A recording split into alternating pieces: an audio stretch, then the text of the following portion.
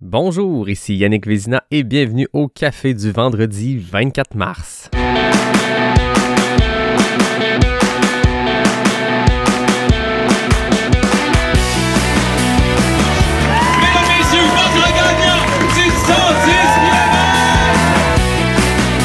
Si tu commences à te sentir bien en courant un ultramarathon, fais-toi-en pas, ça va passer.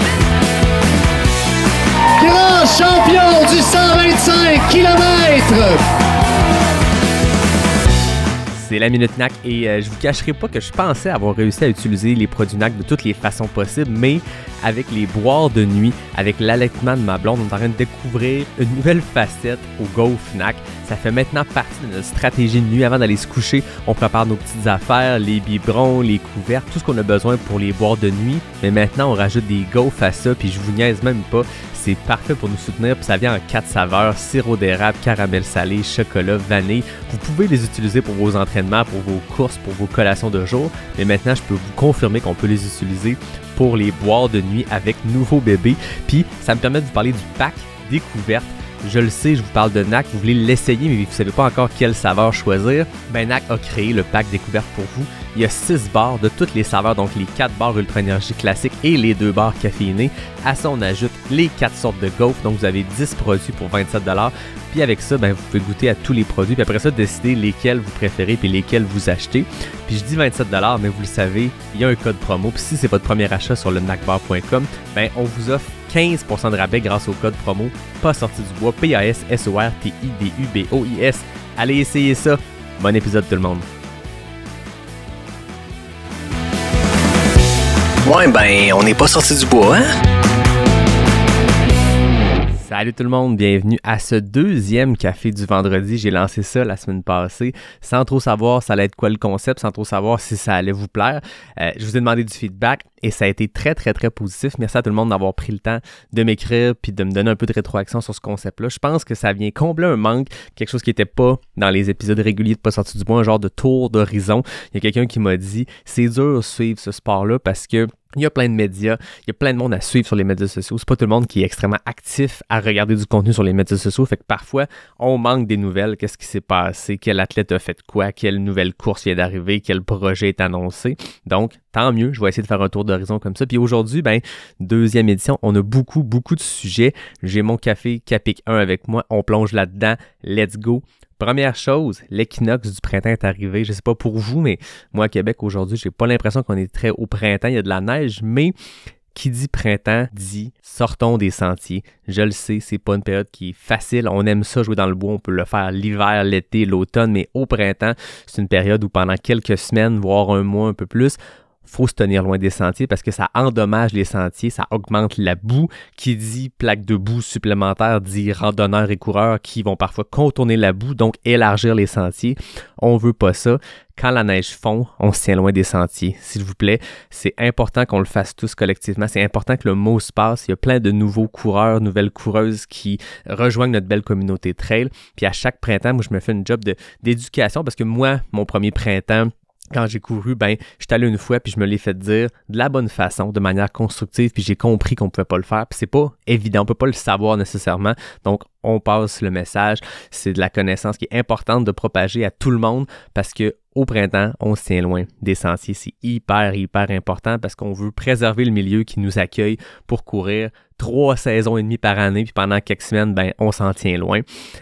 Profitez-en. Hein? Là, c'est une période plate, c'est nécessaire, mais on va faire de l'asphalte, on va faire du chemin de terre, du chemin de gravel, peu importe. Optimisez ce temps-là, faites des intervalles, faites du rattrapage de podcasts, écoutez la playlist de Pas sorti du bois, le Walkman de Pas sorti du bois, vous pouvez trouver sur Spotify, peu importe, mais profitez-en pour rentabiliser ce temps-là loin des sentiers. On retournera s'amuser quand ça aura fondu puis quand la boue sera partie. Première grosse nouvelle de la semaine, Équipe Canada a annoncé les 38 athlètes qui vont être envoyés au championnat de course en montagne et en sentier. Ça va se tenir cette année en Autriche du 6 au 10 juin. Ceux l'année passée qui se rappellent, il y avait une délégation de Canadiens, oui, mais de nos athlètes québécois qui étaient partis en Thaïlande pour ce championnat-là. Ça revient cette année, c'est en juin et c'est en Autriche. C'est organisé pour la première fois en tandem entre l'International Association of Ultra Runners, l'International Trail Running Association et la World Mountain Running Association. Donc, on joint ces trois associations-là pour créer cet événement-là. Il y a des distances qui vont du kilomètre vertical de 7 km jusqu'à des épreuves longues de 45, de 85 km. Et parmi les 18 femmes, les 20 hommes qui ont été sélectionnés, il y a plusieurs Québécois, des revenants de l'équipe de l'année passée, des nouveaux visages. C'est vraiment très cool. Puis je tenais à les mentionner parce que c'est des gens qui sont hyper impliqués dans notre communauté. C'est des gens qui vont nous faire rayonner parce qu'au Québec, on a des maudits bons athlètes de trail.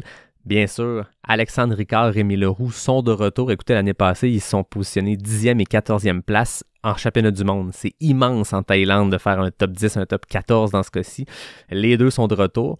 Samuel Poher, un digne représentant des Cute à Québec, un gars qui a gagné l'UTHC 65 l'année passée, un gars qui est venu au podcast à l'épisode 61, sera sur le 45 km. Son frère, Anselme Poher, sera aussi de l'équipe, donc un duo des frères Poher sur l'équipe canadienne. C'est vraiment très cool. David Jecker sera sur le 85 km, tout comme Jean-Philippe Thibodeau, un gars qui est bien connu dans la communauté, qui est venu au podcast à l'épisode 99. Il va être sur le 85 km. Anne-Marie Comeau, qui était aussi à l'épisode 99 parce que c'est la conjointe de JP. Les deux vont être là en Autriche. Anne-Marie sera sur l'épreuve de Up and Down, tout comme Lindsay Webster, qui est une des meilleures athlètes de course à obstacles au monde, une des top championne du monde, name it, elle a tout gagné, ce qui peut se gagner dans les Spartan Race. En trail, elle est extrêmement dominante, elle en fait moins parce que justement, elle fait encore de la course à obstacles, mais quand elle en fait, elle torche. Aucun doute là-dessus, elle sera sur le Up and Down. Mélodie Gilbert, qu'on connaît bien dans la communauté, sera sur le 45 km. Mélodie, je l'avais reçue à l'épisode 108 du podcast. Mylène Sans Souci sera sur l'épreuve de 45 km. Mylène, elle, a remporté la Racine d'or l'année passée pour l'athlète Bigfoot, donc l'athlète qui est un peu dans l'ombre, mais c'est toute une athlète. C'est pas parce qu'elle n'est pas sur les médias sociaux qu'elle n'est pas une grande athlète. Oh non! Écoutez, l'année passée, 2e place sur l'UTHC 125. Beaucoup de courses à son palmarès. Ça fait longtemps qu'elle fait ça, puis ça fait longtemps qu'elle fait très bien. Dernière québécoise en liste sur l'équipe canadienne, c'est Sarah Bergeron-Larouche qu'on connaît bien. Elle va être sur l'épreuve de 85 km. Elle est en train de se mettre plein de dénivelé dans les jambes en Espagne présentement. Elle était venue m'en parler à l'épisode 133. Donc, Sarah sera aussi en Autriche en juin. Donc, félicitations à tous ces athlètes-là qui ont été choisis sur l'équipe canadienne. Ça va être très, très le fun à suivre encore une fois cette année. Parlant de nouvelles, c'est pas une nouvelle de cette semaine, mais j'en ai pas parlé, puis c'est toujours intéressant de savoir qu'est-ce que Kylian Jornet nous prépare d'année en année, contrairement à ben des athlètes d'Ultra Trail. Kylian n'a pas des saisons typiques, c'est un gars qui domine le sport depuis une quinzaine d'années, mais plusieurs fois dans sa carrière, il a pris des saisons loin de la compétition classique, il a fait des projets d'ascension, de montagne, de FKT. Cette année, ça ressemble un peu à ça. Il a dévoilé sa saison. Il y a 3 éléments dans ce qu'il a dévoilé pour sa saison 2023. Première chose, en avril-mai, il fait un voyage en Himalaya. On ne sait pas c'est quoi les plans, qu'est-ce qu'il y a derrière ça, mais il sera dans l'Himalaya. On sait que Kylian a le record de vitesse d'ascension du mont Everest. C'est pas juste un athlète d'ultra-trail, c'est aussi un géant de l'alpinisme et des expéditions extrêmes en montagne. Donc, très curieux de savoir qu'est-ce qu'il va aller faire dans l'Himalaya. Le 12 août, c'est sa seule course officielle annoncée. Il retourne à la Sierzinal, une course mythique en Suisse de 31 km, 2200 mètres de dénivelé positif. Kylian a remporté 9 fois cette course-là, possède encore aujourd'hui le record du parcours, un 2h25 en 2019. Et l'année passée, il avait fini 4e puis 3e quand il y a eu des disqualifications pour dopage. Mais l'année passée, 3e place, c'est pas son habitude. Il a quand même gagné Sierzinal 9 fois. Je pense qu'il s'enligne pour un 10e titre. C'est ce qu'il vise, j'en suis certain. Et la dernière chose qu'il a placée au calendrier, qu'il a annoncé, ça pourrait pas être plus vague. Il nous dit, plus tard dans la saison, projet/course longue distance. Donc voilà, on ne sait pas trop vers où ça s'enligne. Kylian, on sait qu'il est très impliqué dans tout ce qui est préservation de l'environnement. Il y a une fondation qui va en ce sens, puis il a parlé de son empreinte environnementale, puis c'est une des raisons derrière le peu de courses ou de projets internationaux qu'il y a à son calendrier. On sait aussi que Kylian a 2 jeunes enfants, qu'il a son entreprise de chaussures avec Normal, avec 2 N, qu'il a lancé récemment. est-ce qu'on sait ce qu'il s'en va faire? Non, mais j'ai quand même sorti la saison de Emily Forsberg, qui est sa conjointe, voir qu'est-ce qu'elle a au calendrier. Est-ce que ça peut nous donner des indices sur le projet de fin de saison de Kilian? Emily sera sur le 45 km des championnats du monde en Autriche, dont je vous parlais tantôt avec l'équipe canadienne. Elle sera sur Légère Ultra Trail en Suisse en juillet, un format 51 km dans son cas. Elle va être aussi à la Cerzinal et elle a dit qu'elle serait sur l'OCC dans le cadre de l'UTMB si elle se qualifie, parce que maintenant, même les athlètes les meilleurs au monde doivent se qualifier. Donc, il y a ça. Est-ce que son projet de fin de saison, Kilian, serait l'UTMB 2 semaines après Cerzinal? J'en doute. Je pense qu'il a accompli l'année passée quelque chose de gros, mais Kilian refait rarement les mêmes courses d'année en année. Donc, à suivre ce que ce sera pour lui, mais je trouvais que c'était intéressant de vous partager qu'est-ce que M. Jornet prépare en 2023. Un truc qui s'est passé la semaine passée que je trouve vraiment cool de vous partager, il y avait l'Eco-Trail Paris, qui est une course de trail, mais c'est très roulant. Écoutez, ça se finit en haut de la Tour Eiffel. Donc, le dénivelé, oui, il y en a. C'est une course de 80 km, 1500 mètres de dénivelé, dont l'ascension de la Tour Eiffel en fin de course, mais c'est toujours une course qui attire beaucoup l'attention parce qu'elle est très tôt dans la saison. C'est très glamour. Beaucoup de coureurs français vont y participer. Katie Scheid, qui a gagné l'UTMB l'année passée, qui a gagné le Coastal Challenge au Costa Rica, j'en parlais avec Marianne, a remporté l'épreuve. On sait que Katie Scheid, bien qu'américaine, vit en France. Non seulement elle gagne, mais elle finit 5e au scratch au général, donc c'est grosse performance. Ça augure bien pour Katie, grosse saison qui s'en vient pour elle. Je tiens à dire qu'il y a Marilyn Nakache qui, l'année passée, avait remporté l'UTHC 80, donc une athlète française très performante qui a été deuxième femme. Et je tenais à parler de l'Eco-Trail Paris aussi parce que Casquette Verte, que j'ai déjà reçu au podcast, qui fait sensation dans le trail, qui fait couler beaucoup d'encre, qui attire beaucoup l'attention, a fait quelque chose d'assez exceptionnel. Oui, il participait à l'Eco-Trail Paris, mais il est parti un peu plus tôt dans le chemin inverse. Donc, son premier 80 km, il a fait le parcours inverse de Paris jusqu'au point de départ à l'extérieur de Paris. Et rendu là, il a pris le départ de la course régulière, ce qui lui a fait un 160 km avec quand même 3000 mètres de dénivelé positif. Il a fait ça en 15h24, une moyenne de 5,50 du kilo. Très impressionnant, toujours, cette casquette verte-là. Alexandre Bouchek, qui prépare probablement de grandes choses cette année encore une fois. Donc, c'est son genre de projet. Je pense qu'il s'amuse beaucoup dans les projets qui sortent de l'ordinaire. Oui, il fait des courses classiques. Il en fait beaucoup, des courses où on pine un dossard puis on part courir, mais ce genre de projet-là de dire « je participe à l'Eco-Trail, mais why not le faire aller-retour parce que pourquoi pas ?» Donc, c'est vraiment, vraiment très cool. Dans les nouvelles, j'ai 3 nouvelles par rapport à des courses québécoises qu'on va terminer là-dessus avant de passer à la deuxième portion de l'épisode avec un invité. Première chose, le Bromont Ultra, ça s'en vient, les inscriptions s'en viennent vite. Ça sera la 10e année du Bromont Ultra. Ça se passe du 6 au 8 octobre cette année. Puis, l'ouverture des inscriptions aura lieu le 6 avril prochain. Donc, si vous voulez participer au Bromont Ultra cette année, mettez-vous un X sur votre calendrier. Puis, il y a un rappel prioritaire si vous allez sur le bromontultra.com. Vous ne pouvez pas le manquer, c'est un bouton en entrant sur le site. Cliquez là-dessus, vous allez avoir un rappel prioritaire, vous ne le manquerez pas.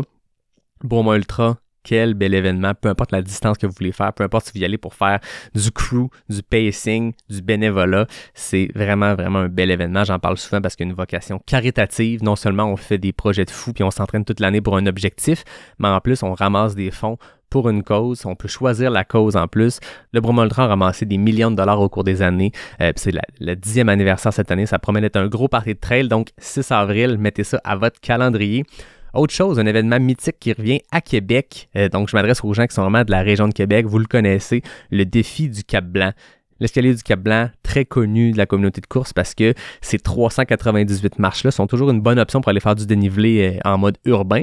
Puis bon, le défi du Cap-Blanc, c'est un événement sportif qui célèbre la jeunesse, l'effort physique, la persévérance. Ça rassemble les jeunes, la population, les entreprises autour d'un même objectif, monter des marches puis courir pour la jeunesse. Donc, c'est des défis par équipe le 26 et 27 mai. Puis cette année, pour l'édition 2023, l'organisation a même décidé de rendre hommage aux jeunes immigrants et réfugiés qui font l'effort constant de l'intégration à leur nouveau pays. Donc, encore là, on parle de course qui, oui, est un défi sportif, mais qui a une vocation caritative très importante. C'est le cas du défi du Cap-Blanc. Puis événement Arikana, par le biais de Joanie Saint-Pierre, par le biais de Marlène Côté, est impliqué cette année dans le défi du Cap-Blanc. Donc, raison de plus d'y aller. On sait que ça va être bien organisé.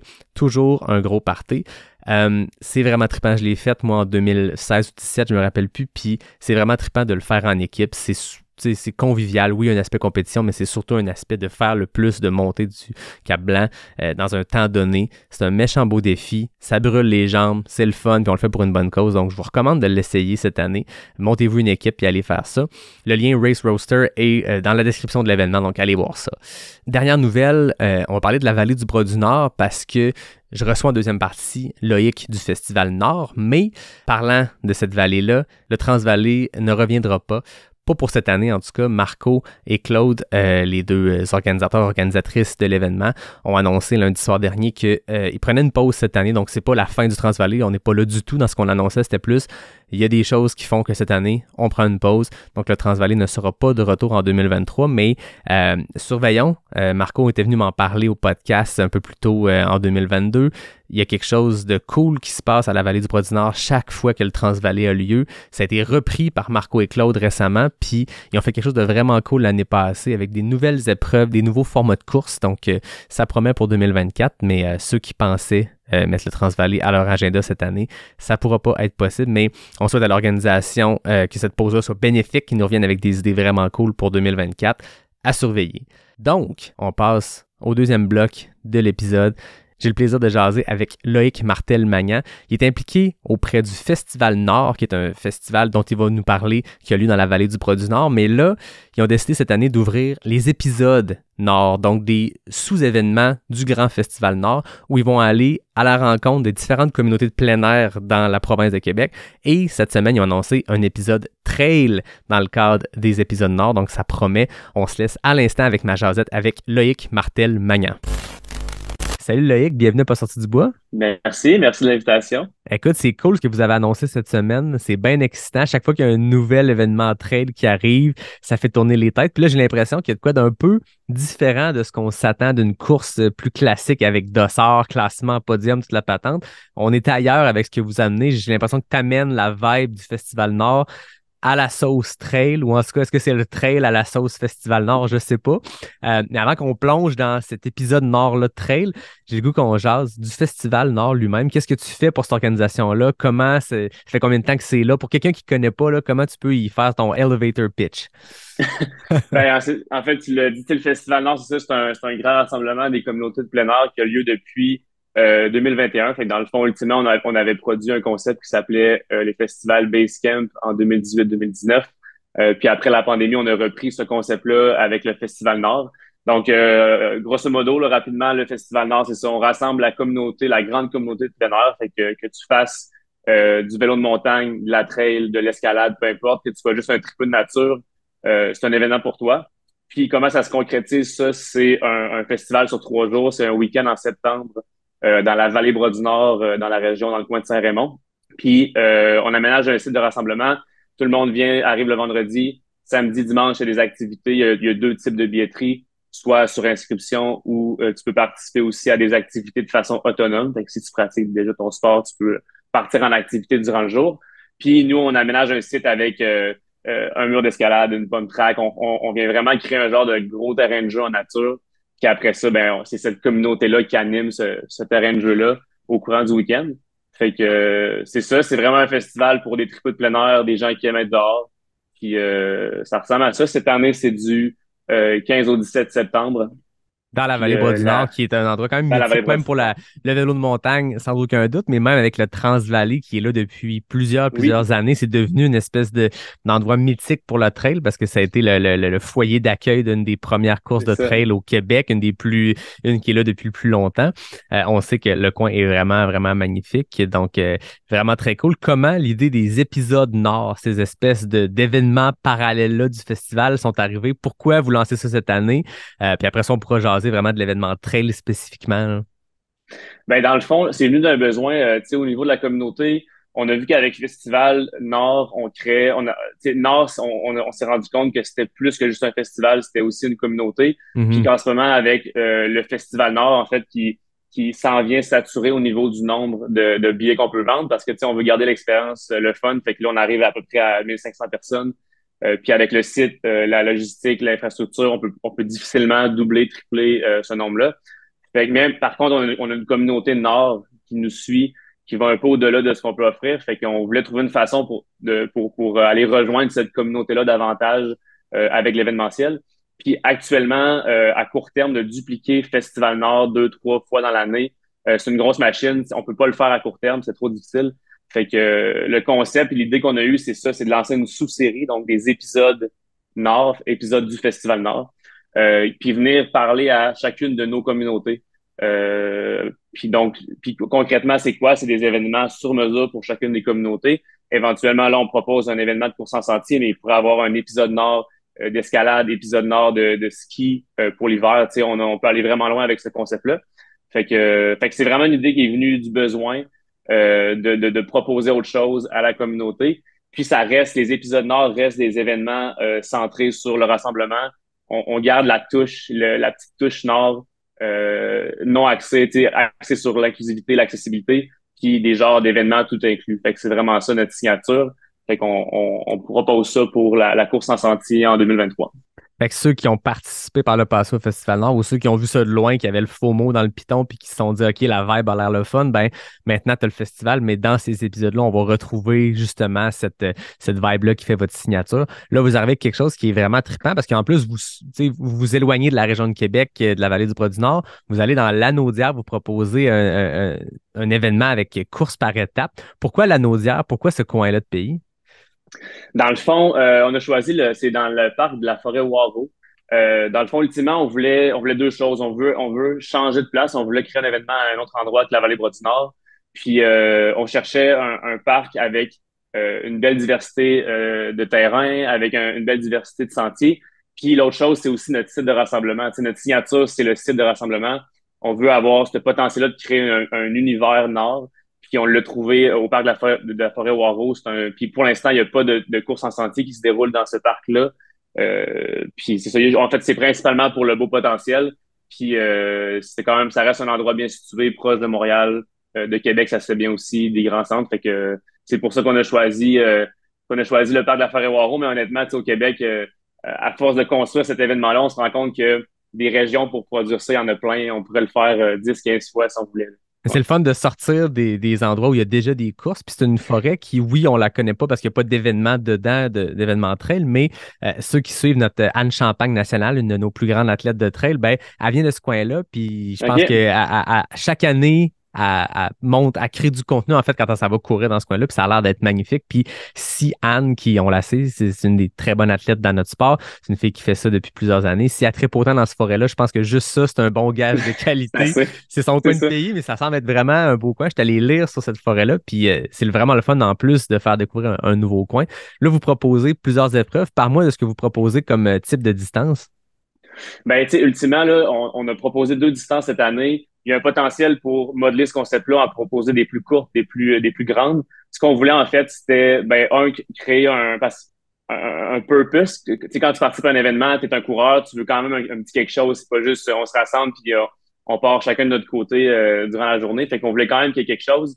Puis comment qu'on a trouvé, la formule qu'on a trouvée la meilleure, c'est une genre de course par étape sur 2 jours. Donc, c'est un cumulatif de 2 distances le samedi. Donc, tu cours le samedi et le dimanche. Pour l'instant, les 2 défis qu'on a construits, c'est le défi 30, donc 30 km total, défi 50 kilos au total. Donc, au niveau des journées, tu vois, je pense que c'est 19 km pour le 30 kilos. Là, c'est 19 km le samedi, 13 kilos le dimanche. Puis le 50, c'est 27 kilos le samedi et 21 kilos le dimanche. Donc, c'est les 2 distances qu'on a trouvées pour l'instant. Ça reste des distances qui touchent une clientèle intermédiaire. Là. Ça prend un bagage de course. Pour cette année, on a choisi ces 2 distances-là. Mais dès l'an prochain, en fait, c'est dans notre vision de vraiment ajouter un volet initiation avec le site de rassemblement qu'on a à la forêt Waro, avec le stage, le chapiteau qu'on a. On pourrait faire des cliniques, on pourrait faire des conférences davantage pour aller rechercher cette clientèle-là d'initiation. Donc, cette année, c'est ça, c'est 2 distances quand même intermédiaires pour commencer. Puis éventuellement, avec le potentiel du parc, on pourrait faire aussi un défi 80, un défi 100 si on veut. Là. Ouais. Vous voyez déjà loin, c'est le fun, mais je trouve que c'est le fun, le concept de course par étapes aussi, on l'a vu, tu sais, il y en a plusieurs, mais l'année passée, le Tranche-Charlevoix a fait couler beaucoup d'encre parce que ce concept-là de on revient au camp, on vit une vibe avec les coureurs qui passent les 2 jours qui sont là, dans votre cas 2 jours, je pense que ça fit vraiment bien ce que vous tentez de créer avec cet événement-là, la vibe que vous avez. Je trouvais le fun parce qu'on s'est parlé en amont d'enregistrer. Tu me parlais aussi des valeurs du Festival Nord puis comment ces valeurs-là d'inclusivité, on veut les amener dans nos événements. Parle-moi de ce qui est important pour vous comme organisation, comme festival. Ben, en fait, ultimement, c'est un peu la démocratisation du plein air à travers les différentes communautés, donc rendre le plein air accessible à travers les pratiquants, mais aussi à travers les différentes communautés au Québec. Fait que ça reste ça notre mission en tant qu'organisme. Puis pour ce qui est justement de la course en sentier, ben comment ça se concrétise, c'est que il y a pas de podium, on met pas d'emphase sur le classement, on met pas d'emphase sur le pace. Dans le fond, tu cours pour le plaisir. Si tu as envie de te donner un défi puis de faire un week-end choc puis y aller à 100%, tu peux le faire, tu as aussi cette possibilité-là. Mais dans le fond, c'est vraiment un festival de trail, c'est un festival axé sur l'amour pour ce sport-là. Fait que c'est de même que dans cet événement-là, on le concrétise. Puis ce qui est cool, c'est que la ligne d'arrivée, dans le fond, il y a un seul camp de base. Donc, dans le fond, il y a une seule ligne d'arrivée. Le matin, nous, on amène les gens en navette aux différents départs de course, mais tout le monde revient à la même place. Fait que peu importe ta distance, peu importe ton défi, c'est une ligne d'arrivée. Il y a une gang qui va t'accueillir. Puis c'est ça. Fait que c'est vraiment comme ça qu'on l'a monté pour l'épisode de course en sentier. Tout des parcours linéaires, ça aussi, c'est très cool de dire on finit toujours au même endroit, mais on part de différents endroits dans ce parc-là, dans cette forêt-là. C'est vraiment trippant. Là, je suis sûr qu'il y a des gens qui écoutent, qui se disent OK, ça me tente, la vibe a l'air cool, c'est un super défi, que ce soit en mode accomplissement de l'été, objectif A, ou que ce soit en mode on va aller tripper pendant 2 jours, se mettre du millage d'impact. C'est quand que les gens vont pouvoir s'inscrire à ça? Ça va coûter combien? C'est dans le fond, la billetterie, c'est le 13 avril qu'on lance ça. Donc, c'est ça va être sur le site web que ça va se passer. Au niveau de la billetterie, pour cette année, on a formé seulement une billetterie. Donc, que ce soit que tu t'inscrives au défi 30 ou au défi 50, c'est le même billet. C'est 295 $ plus les taxes, plus les frais de billetterie. Ça comprend en fait tes 2 courses encadrées. Dans le fond, ça reste, on dit que tu cours pour le plaisir, mais il y a quand même un encadrement, il y a des ravitaux, il y a une équipe médicale. Donc, un encadrement quand même de sécurité par rapport à ça. Donc, le billet comprend les courses, les repas du samedi et du dimanche, l'hébergement en camping ou en van. Donc, dans le fond, tout le monde dort comme au Festival Nord sur un site de rassemblement. Puis, il y a aussi un spectacle de musique, une production musicale le samedi soir dans le chapiteau. Ça va être super le fun. Fait que c'est un genre de package tout inclus de course. T'amènes tes choses, puis t'attends, puis tu viens triper avec nous autres. Écoute, c'est vraiment très abordable. C'est cool parce que pour ce prix-là, je veux dire, pensez, les gens qui écoutent, vous allez vous faire un week-end choc avec des potes, vous avez besoin de vos accès à un parc, vous avez besoin de vos repas, l'épicerie avant, le spot de camping. Ouais. Là, en plus, c'est un show, c'est un bonus. C'est rare que tu t'en vas faire un week-end choc puis tu traînes ton musicien. Fait que tout ça est vraiment, vraiment très cool. C'est le fun de voir ces nouvelles initiatives-là qui joignent le beau paysage de trail qu'on a au Québec. Quelque chose qui se démarque, qui est différent de tout ce qui existe, qui va probablement attirer beaucoup de monde, j'en suis certain, dans la forêt Waro, dans la Naudière, donc un nouveau spot. Merci beaucoup, Loïc, d'être venu nous parler de cette belle annonce-là que vous avez faite plus tôt cette semaine. Ben, merci à toi, Yannick. Puis si vous avez des questions, n'hésitez pas à nous écrire là, sur notre site web. Ça va nous faire plaisir de vous répondre. Yes, fait que c'est le 13 avril qu'on met ça à l'agenda. Manquez pas ça tout le monde. Puis j'espère que vous avez apprécié ce 2e café du vendredi. Toujours le fun de faire un tour d'horizon de ce qui s'est passé dans la semaine puis d'accueillir un invité comme Loïc qui vient nous jaser de quelque chose qui est d'actualité, quelque chose qui s'est passé. C'est tout frais. Vous avez fait l'annonce ce mardi. Donc tout le monde, j'espère que vous avez trippé autant que moi à écouter Loïc à jaser de trail aujourd'hui. Puis je vous dis à vendredi prochain pour le prochain café du vendredi de Pas sorti du bois, le podcast 100% trail.